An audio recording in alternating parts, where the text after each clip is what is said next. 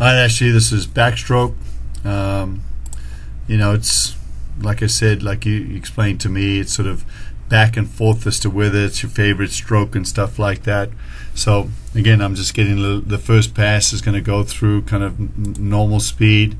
Let me slow it down and just look at it.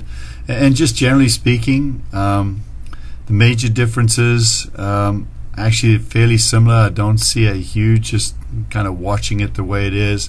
I'll take this stroke because it's probably pretty close and we don't have a breathing thing going on that I have to time up, but there's not a huge amount of difference. There's still a lot of rotation. Again, you've got your hips rotated a lot, same as you were a year ago. Hips rotated a lot, and you've got to calm that down. You really can't rotate them as much as they are. Flatten out that backstroke a little. You're getting in the hands a little too deep, so the pattern is good. The pattern is basically good. It's just too much rotation involved. So that part, in my mind, has to improve with regard to really where you are. Everything else really kind of I like where it is. It's just the rotation, and main thing really is going to help you go forward with your backstroke.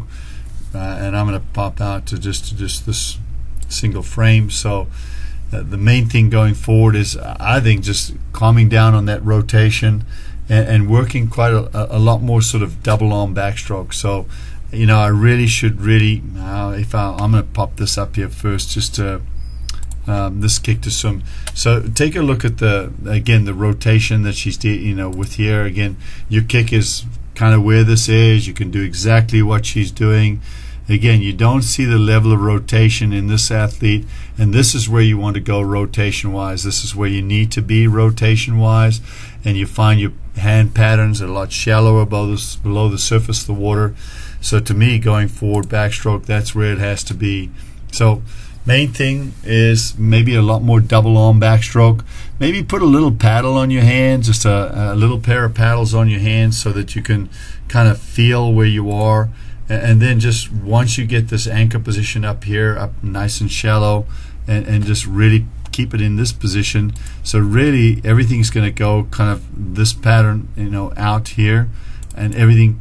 Oh, wow, nice scribble, and everything connected to your core. So double arm backstroke really, to me, has to be probably the main kind of drill that you do to get that sorted out, and to get you a much better sense of feeling with this this vaulting pattern, this arm vaulting pattern that's closer to the surface. And then basically, especially if you're going long course meters, go 3 double arm vaults, in a double arm backstroke vaults into 10 meters of actual swimming, kind of mimicking what you're doing. Back to vaults, back to swimming, back to vaults, that type of thing. And I think when you can get it where you don't rotate as much, and you get a little more strength, power into your core in terms of your leveraging action, your backstroke has a chance to really take a leap forward. I really think it does. So bringing the 16 version in here, and putting them together again. So just kind of another pass. So that very similar. There's not, unfortunately, not a lot of difference. The only real difference is really the suit color. So there's a lot here that I think can really improve, and you can work on improving.